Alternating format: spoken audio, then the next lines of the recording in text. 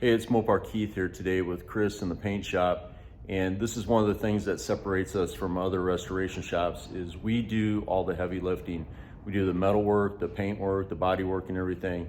So right now we're gonna get suited up and we're gonna get in the booth and shoot some epoxy primer on this 1970 Challenger.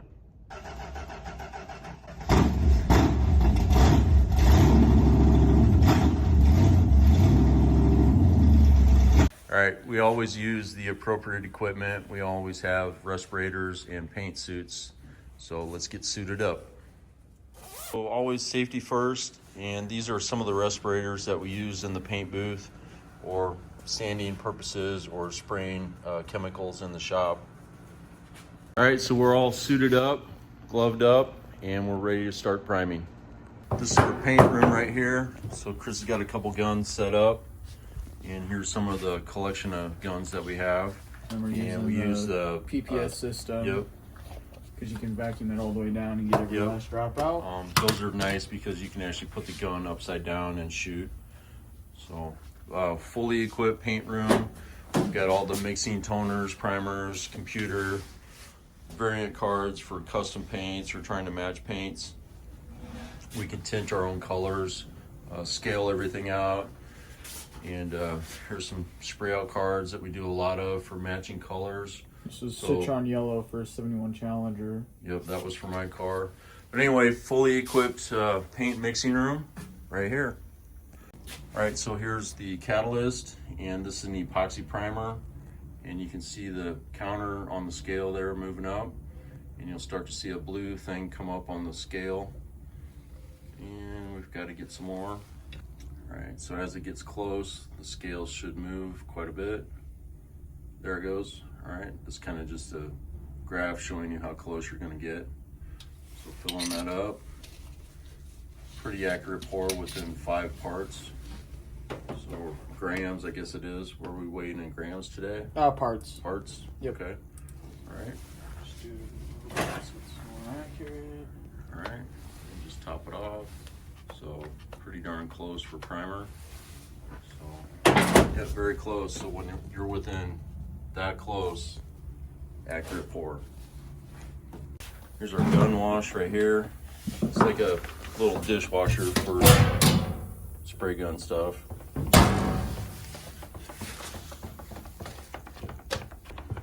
Getting it thoroughly mixed up. So this is 1 gallon right here. We're probably gonna go through, I don't know, 3 of these today.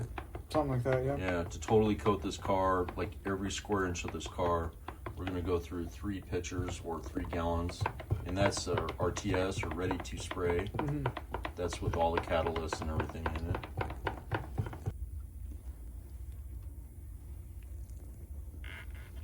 Now an epoxy primer, it's not absolutely critical, but we still use a strainer that ensures the tip doesn't get clogged as we're spraying. But when we're spraying paints and clear coats, we strain it several times.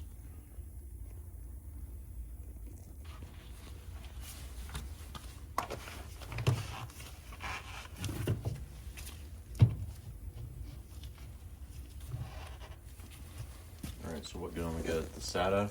What SATA gun is this? This is the Jet 500. Yep, Okay. 5000B Okay. HVLP with a 1.4 tip in it. Okay. And then the other gun, this is the TikTok gun right here. This is the Drizzle. Yep. The D100 or whatever they call it. Yep, and then I got the 1.5 in it because it's a 1.3 or 1.5. So. Yep. And when we're doing primer, we just like to hose it on there. So a larger tip is definitely preferred. Yep. So this one, we like doing that for primer, sealer, that kind of stuff. It's a cheap gun, and yeah. In fact, that one was really cheap because our friend on TikTok gave it to us. Yep. All right, well, let's get in the booth and get going. This is our semi-downdraft paint booth. So I didn't have the budget for doing a downdraft, which entails concrete work, and I was also limited to space here in the shop. Anyway, this is a really nice Colmet paint booth. So they call it a semi-downdraft. And it's where the clean or the dirty air, or whatever you want to say, it comes in from the top. It's filtered twice. Comes from the top, flows downward, and then here's the exhaust right here. And then all of this is the approved filtering system So all of the paint particles are filtered here, and a strong fan pulls it outside. So all the air is clean by the time it leaves the shop here.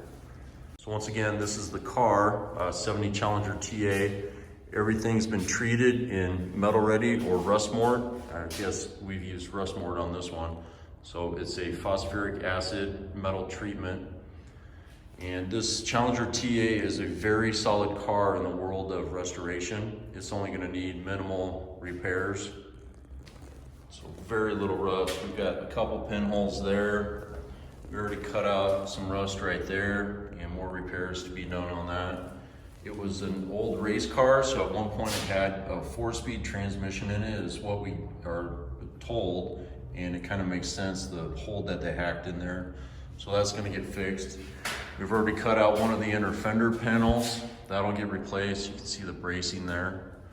And it's also on our rotisserie, so as we're priming and painting and doing all the welding and stuff, we can flip this over in like 100 different positions.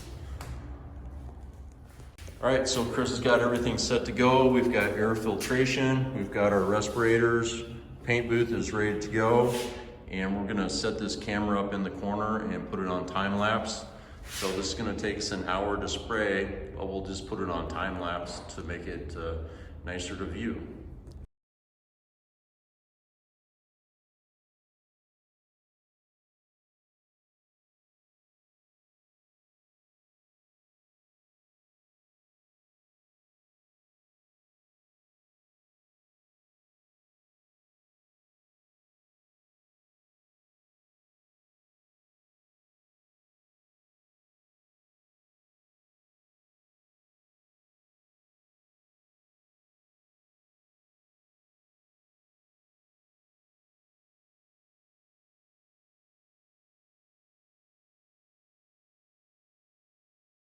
All right, so we're gonna take a break in the action right now while Chris mixes up another half a gallon. We've pretty much got this thing knocked out just on its side like this.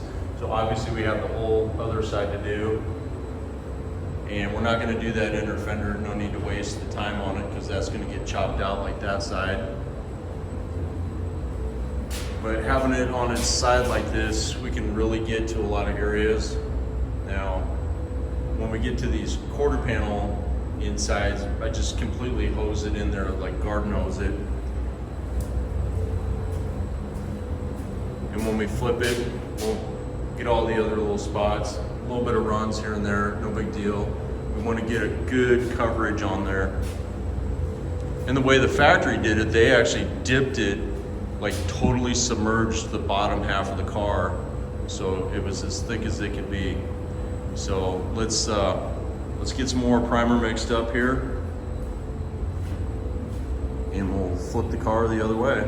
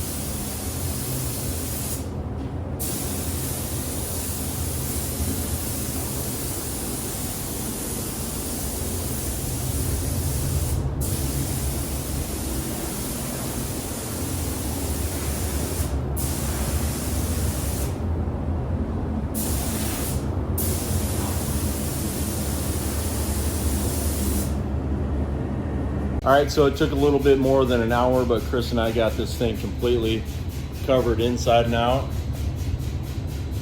We flipped it around a couple different ways and just hosed it with epoxy, so that thing is ready.